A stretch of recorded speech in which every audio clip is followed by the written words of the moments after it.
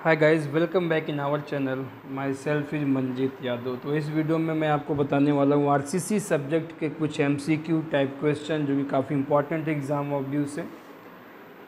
तो पहला क्वेश्चन है, what will be the minimum yield strength in mega pascal of FE 500 steel used as reinforcement in concrete. Concrete में प्रबलन के रूप में प्रयुक्त FE 500 स्टील का न्यूनतम पराभव सामर्थ्य मेगापास्कल में क्या होगा। आपसे पूछा गया है इस क्वेश्चन में कि FE 500 ग्रेड स्टील के लिए मिनिमम यील्ड स्ट्रेंथ कितना होगा। तो मैं आपको बताना चाहूँगा कि जब भी आपको क्वेश्चन में पूछा जाए यील्ड स्ट्रेंथ, तो जो स्टील का ग्रेड दिया जाता है, जैसे मान लीजिए अगर FE 250 ग्रेड का यूज किया गया है स्टील, तो इसका यील्ड स्ट्रेंथ हो जाएगा 250 मेगा पास्कल। अगर FE 415 यूज किया गया है तब इसका यील्ड स्ट्रेंथ हो जाएगा 415 मेगा पास्कल। या FE 500 यूज किया गया है तो इसका यील्ड स्ट्रेंथ हो जाएगा 500 मेगा पास्कल। मेगा पास्कल को आप न्यूटन पर मिलीमीटर स्क्वायर भी कह सकते हैं। न्यूटन पर मिलीमीटर स्क्वायर, 1 मेगा पास्कल में 1 न्यूटन पर मिलीमीटर स्क्वायर होता है। तो यहाँ पर option D is correct. The minimum grade of reinforced concrete in sea water as per IS 456/2000 is. बहुत ही अच्छा क्वेश्चन है। IS 456/2000 के अनुसार समुद्र जल में प्रबलित कंक्रीट का न्यूनतम ग्रेड कितना होता है। आपसे पूछा गया है कि यदि समुद्री जल में RCC करना हो, समुद्री जल में अगर RCC करना हो तो इंडियन स्टैंडर्ड IS कोड जो 456/2000 बना हुआ है उसके according minimum grade of concrete कितना लेके चल सकते हैं। तो minimum grade of concrete M30 से कम नहीं होनी चाहिए। M30 लेके चलते हैं। ऑप्शन सी सही है। आप इस पॉइंट को याद रखेंगे, ठीक है।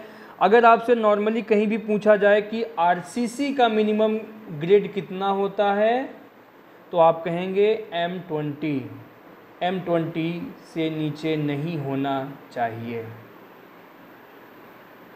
The characteristic strength of concrete is defined as that strength below which not more than of the test result are expected to fall। देखिए, कैरेक्टरिस्टिक स्ट्रेंथ का डेफिनीसन क्या होता है। अगर आपको डेफिनीसन मालूम है तो इस क्वेश्चन को आप इसका आंसर दे देंगे, ठीक है। कैरेक्टरिस्टिक स्ट्रेंथ क्या होता है, यानी कंक्रीट की अभिल क्षारिक सामर्थ्य क्या होता है। कंक्रीट की अभिल क्षारिक सामर्थ्य वह सामर्थ्य होती है जिसकी न्यूनतम 95% जाँच प्रतिदर्श पुष्टि करे और केवल 5% जाँच यह सामर्थ्य दर्शाने में विफल रहे। इसका मीन्स कि अगर हम किसी भी कंक्रीट की कैरेक्टरिस्टिक स्ट्रेंथ उसका हम चेक करें तो 95% उसकी टेस्टिंग सफल होना चाहिए, सक्सेस होना चाहिए, सही आना चाहिए। केवल 5% तक अगर फेल होना चाहिए, इससे ज़्यादा फेल नहीं होना चाहिए। इसी स्ट्रेंथ को बोलते हैं कैरेक्टरिस्टिक स्ट्रेंथ ऑफ कंक्रीट। यह स्ट्रेंथ निकालने के लिए क्या करते हैं कि 150 mm into 150 mm into 150 mm का एक क्यूब बनाते हैं, यानी 150 मिलीमीटर का क्यूब बनाते हैं। उस क्यूब को कंप्रेसिव स्ट्रेंथ टेस्टिंग मशीन में ले जा कर के टेस्टिंग करते हैं।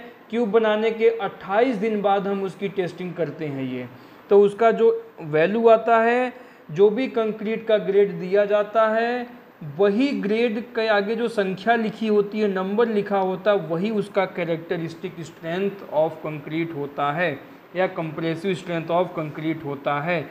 जैसे अगर आपसे कह दिया जाए कि M20 ग्रेड का कंक्रीट यूज किया गया है, इसका कैरेक्टरिस्टिक स्ट्रेंथ क्या होगा, तो आप कहेंगे 20 मेगा पास्कल है। अगर M15 यूज किया गया है तब कितना हो जाएगा, 15 मेगा पास्कल है। यानी जो संख्या होती है वही उसका कैरेक्टरिस्टिक स्ट्रेंथ हो जाता है। मेगा पास्कल को आप न्यूटन पर मिलीमीटर स्क्वायर भी कह सकते हैं। Minimum thickness of main steel member not exposed to weather is.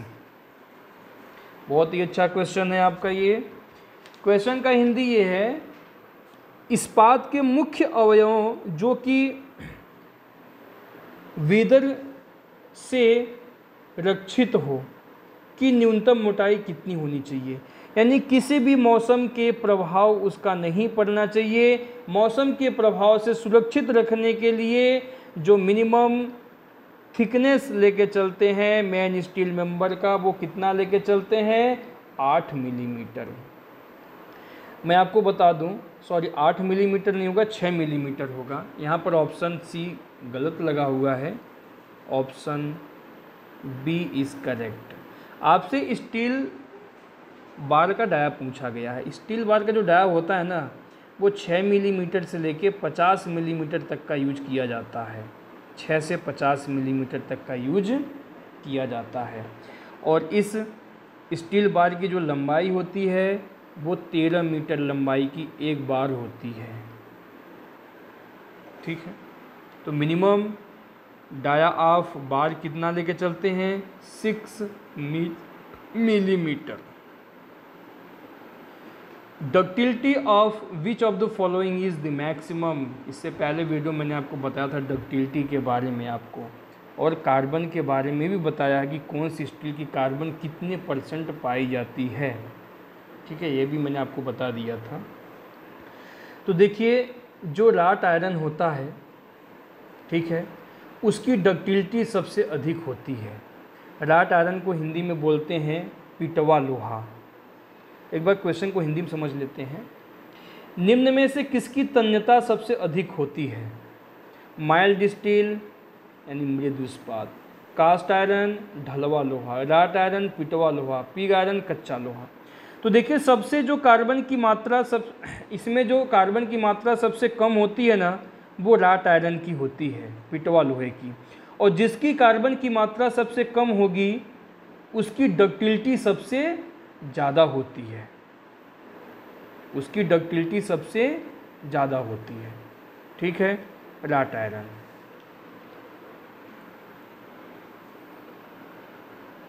When HYSD bar are used in place of mild steel bars, the bond strength। अगर माइल्ड स्टील बार के स्थान पर HYSD बार use कर दिया जाए तो उसका बॉन्ड स्ट्रेंथ पे क्या इफेक्ट पड़ेगा, तो बॉन्ड स्ट्रेंथ उसका बढ़ जाएगा, इंक्रीज होगा। ऑप्शन ए सही है। देखिए, इस्पात की जो बार होती है, स्टील की जो बार होती है, जो HYSD होता है, ठीक है, HYSD का जो ऊपरी सरफेस होता है ना, वो काफ़ी रफनेस होता है। ठीक है, उसमें काफ़ी रफनेस होता है। रफनेस होने की वजह से ना उसमें जब कंक्रीट में डालते हैं तो उसकी बॉन्डिंग काफ़ी अच्छी होती है।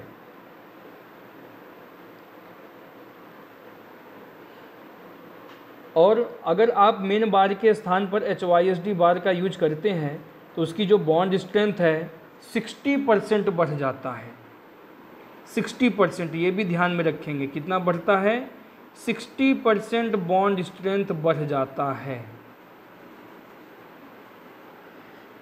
For reinforced concrete members totally immersed in sea water, the additional cover thickness recommended by the code is।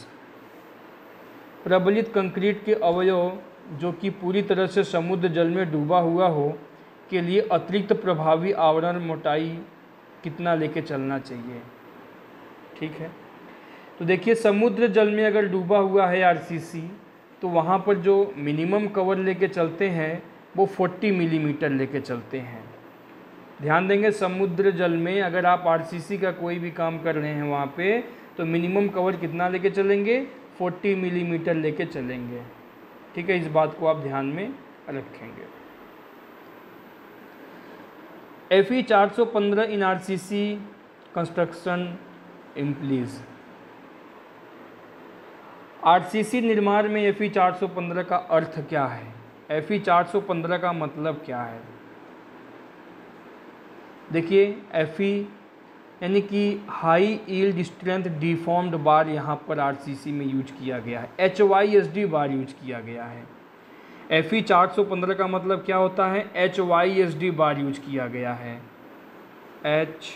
HYSD बार को ही क्या बोलते हैं, Fe 415। H से होता है हाई, Y से होता है यील्ड, S से होता है स्ट्रेंथ, D से होता है डिफॉर्म्ड, आगे स्टील बार। ठीक है, ऑप्शन बी सही है। Mild steel has Young's modulus of,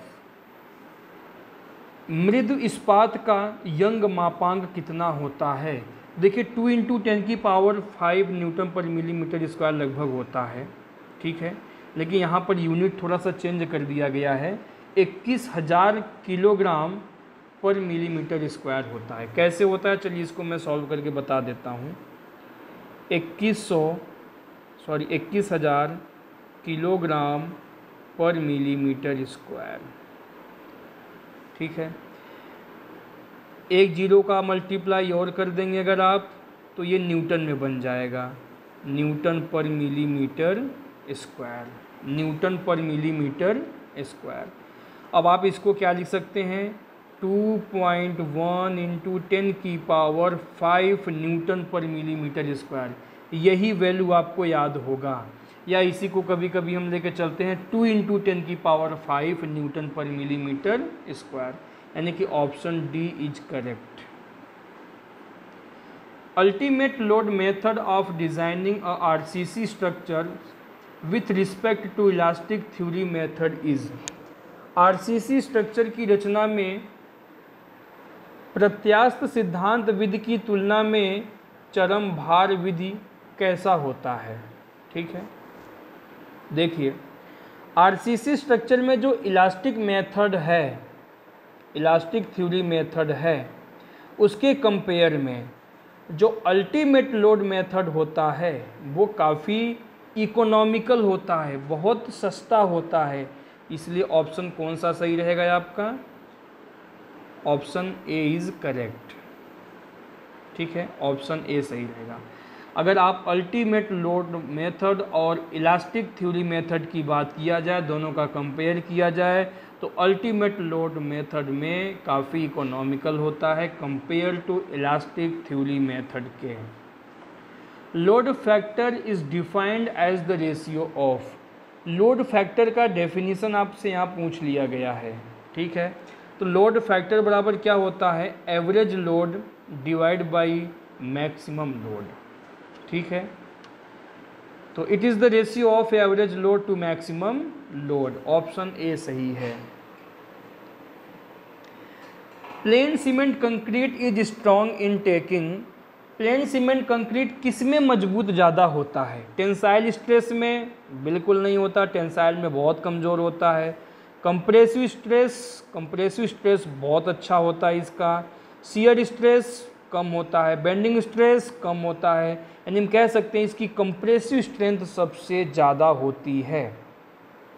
ऐसी कंक्रीट जिसमें कोई भी रिइंफोर्समेंट स्टील नहीं डाला जाता है उसे कहते हैं प्लेन सीमेंट कंक्रीट। यह प्लेन सीमेंट कंक्रीट केवल कंप्रेसिव लोड को अच्छी तरह से बियर कर सकता है, या जहां पर कंप्रेसिव लोड ही केवल लगा हो वहीं पर प्लेन सीमेंट कंक्रीट यूज किया जाता है। इसकी टेंसाइल स्ट्रेंथ बहुत कम होती है, कंप्रेसिव स्ट्रेंथ के कंपेयर में केवल 10 से 15% तक ही होता है। The modulus of elasticity of concrete is given by is equal to 5700√fck। सीधे सीधे फॉर्मूला आप याद रखेंगे, दो फॉर्मूले हैं इसके, मैंने आपको पहले भी बताया हुआ है। इसी के दो फॉर्मूले हैं, एक होता है 5700√fck and second formula this EC is equal to 5000√fck। दोनों में कोड का डिफरेंट है। अगर IS 456/2000 के अनुसार देखा जाए तो EC बराबर होता है 5000√fck। अगर IS 456/1978 के अनुसार देखा जाए तो EC बराबर होता है 5700√fck। लेकिन यहाँ पर 5000√fck वैल्यू नहीं दिया गया, ऑप्शन में नहीं दिया गया है, तो 5700 दिया गया, तो 5700√fck को ही हम लेके चलेंगे। कभी कभी दोनों वैल्यू दे दिया जाता है लेकिन साथ में कोड उसका जरूर दे दिया जाएगा। किस IS कोड से ये पूछा जा रहा है। हाई स्ट्रेंथ कंक्रीट प्रोसेसेस, देखिए हाई स्ट्रेंथ कंक्रीट अगर आप यूज करेंगे तो क्या होगा, उसकी मॉड्यूलर ऑफ इलास्टिसिटी ज़्यादा हो जाएगा या स्मॉल क्रीप स्ट्रेन होगा, तो स्मॉल क्रीप स्ट्रेन होगा।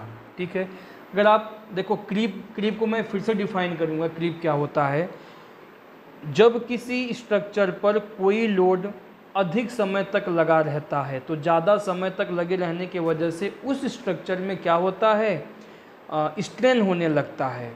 ठीक है, उसी स्ट्रेन को क्या बोलते हैं, क्रीप बोलते हैं। ठीक है, अगर आप हाई स्ट्रेंथ कंक्रीट यूज करेंगे तो उसमें क्रीप कम होगा। ठीक है, तो स्मॉल क्रीप स्ट्रेन होगा यहाँ पर जब आप हाई स्ट्रेंथ कंक्रीट यूज करते हैं। तो steel corrodes in exposure of air and moisture and rust has, वायु और आर्द्रता में उद्वासित स्टील संक्षारित होता है और उस पर लगा जंग कितना होता है, स्टील के आयतन से 2.5 गुना, स्टील के आयतन से 2.5 गुना होता है, यानी 2.5 times the volume of steel. Option C is correct. The modulus of elasticity of, फिर से आपसे पूछ लिया गया मॉडुलस ऑफ इलास्टिसिटी का फॉर्मूला, सीधे फॉर्मूला नीचे लिखा है, EC is equal to 5000 √FC के, जस्ट मैंने अभी आपको बताया, ऑप्शन बी सही है। The concentration of organic solids in water to be used in reinforced cement concrete,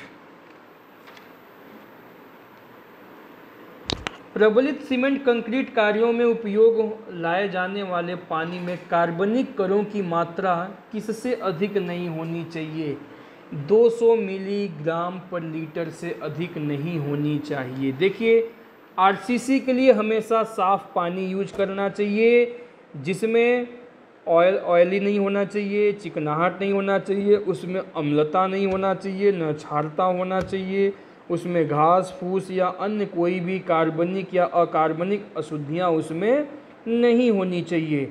समुद्री पानी का प्रयोग कंक्रीट करने के लिए कभी नहीं किया जाता है। जो पानी हम यूज करते हैं उसका पीएच का मान 6 से कम, पीएच का मान 6 से कम तथा पानी में कार्बनिक कणों की मात्रा 200 मिलीग्राम पर लीटर से अधिक नहीं होनी चाहिए, यानी पीएच वैल्यू 6 से कम नहीं होनी चाहिए और उसमें जो आपका ऑर्गेनिक सॉलिड्स हैं उनकी मात्रा 200 मिलीग्राम पर लीटर से अधिक नहीं होनी चाहिए। ये 2 पॉइंट आप हमेशा याद रखेंगे, पीएच वैल्यू 6 से कम नहीं होनी चाहिए and organic solids in water 200 milligram पर लीटर से अधिक नहीं होनी चाहिए।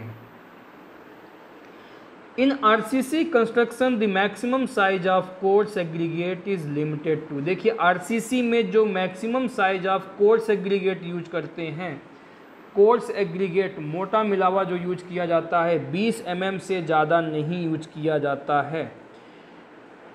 कोर्स एग्रीगेट क्या होता है, कोर्स एग्रीगेट 4.75 मिलीमीटर से लेके 200 मिलीमीटर माप तक होता है। आरसीसी में हमेशा 10 मिलीमीटर से लेके 20 मिलीमीटर तक का ही एग्रीगेट यूज किया जाता है। 10 मिलीमीटर से लेके 20 मिलीमीटर तक आप ध्यान में रखेंगे, मिनिमम 10 मिलीमीटर और मैक्सिमम 20 मिलीमीटर। यहाँ पर आपसे मैक्सिमम पूछा गया था। अगर फाउंडेशन में आप कंक्रीट यूज करते हैं तो वहाँ पर 40 मिलीमीटर तक का एग्रीगेट डाला जा सकता है।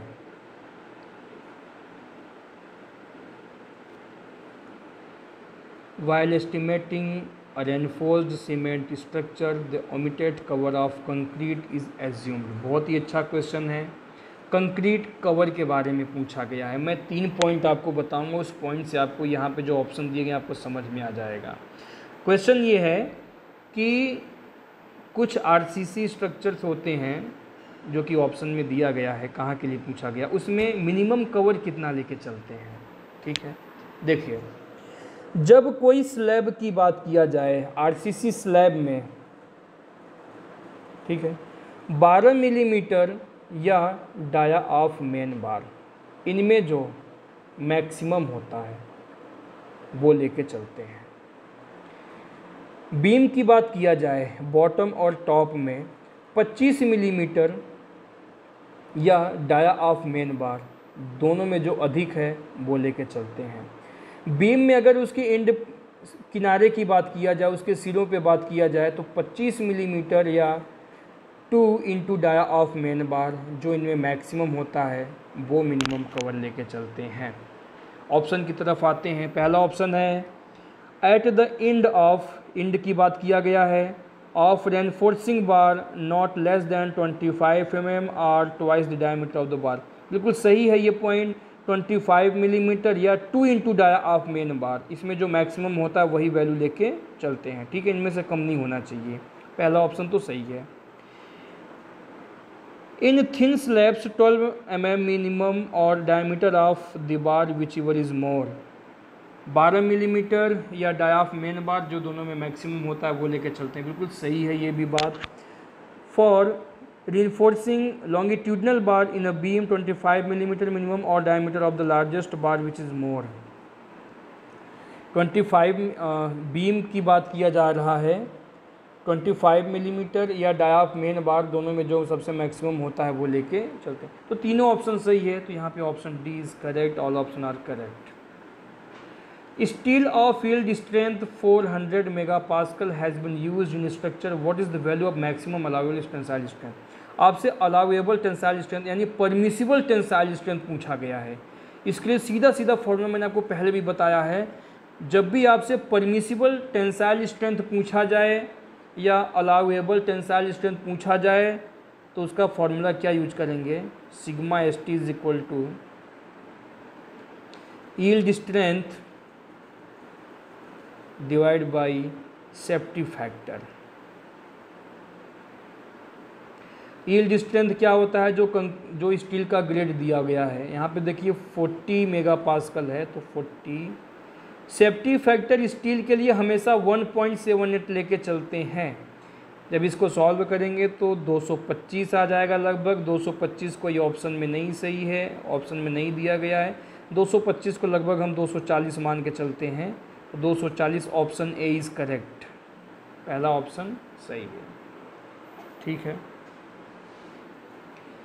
मैंने आपको पहले भी बताया हुआ है कि जैसे FE 250 की बात किया जाए तो 250 बटे 1.78 करते हैं तो 140 आ जाता है। 140 लेके चलते हैं, यानी माइल्ड स्टील के लिए 140 न्यूटन पर मिलीमीटर स्क्वायर लेके चलते हैं।